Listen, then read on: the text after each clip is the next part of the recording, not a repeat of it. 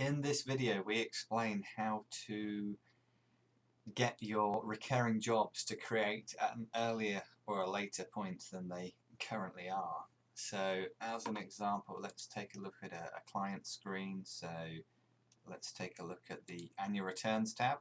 So this client's next annual return is the 15th of August 2017. Currently that's creating on the that is set to create automatically on the 14th of August 2017. Which means that this system has an offset of -1.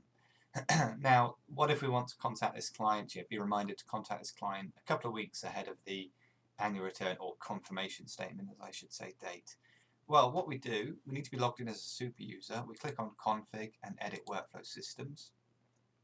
We drill into our workflow system here, and we go to the Workflow Elements tab. In the custom client fields, we will see at least one, but potentially multiple trigger date fields.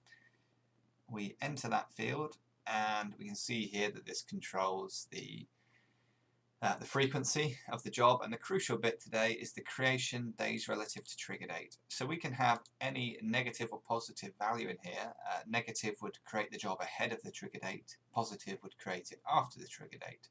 So let's change that to -14 and let's hit save. And if we now back up a few pages back to our client, we can now see that the 15th of August 2017 job will create on the 1st of August. Now, one point to beware, don't catch yourself out with this one. If you were to change this to a later date, you run the risk that potentially a job that in fact, no, I'm confusing myself. If we were to change this to an earlier date, as we have, so this has gone from creating on the 14th of August to the 1st of August. Now, what if today was the 7th of August? We would have just created a situation where a job that had not created would never create, because the system just checks each morning at 3 AM for jobs to create on that day.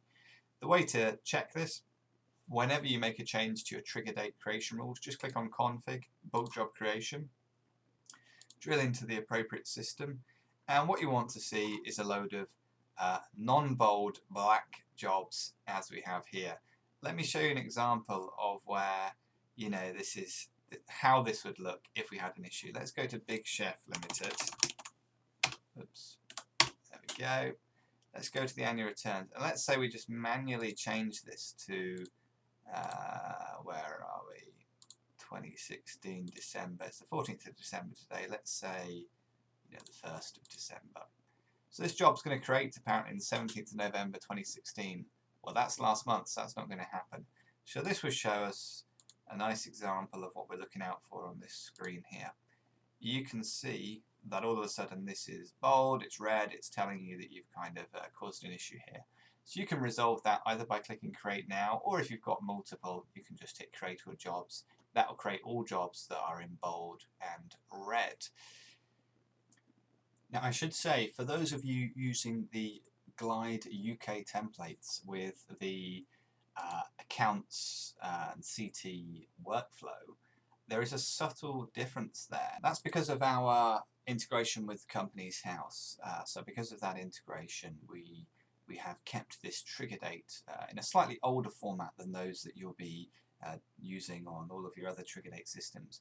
So to change this one, just click on Config, Edit Workflow Systems, drill into the Accounts and CT system, and on this Summary tab, if you open this up with a pencil, you'll see here Offset from Above Date.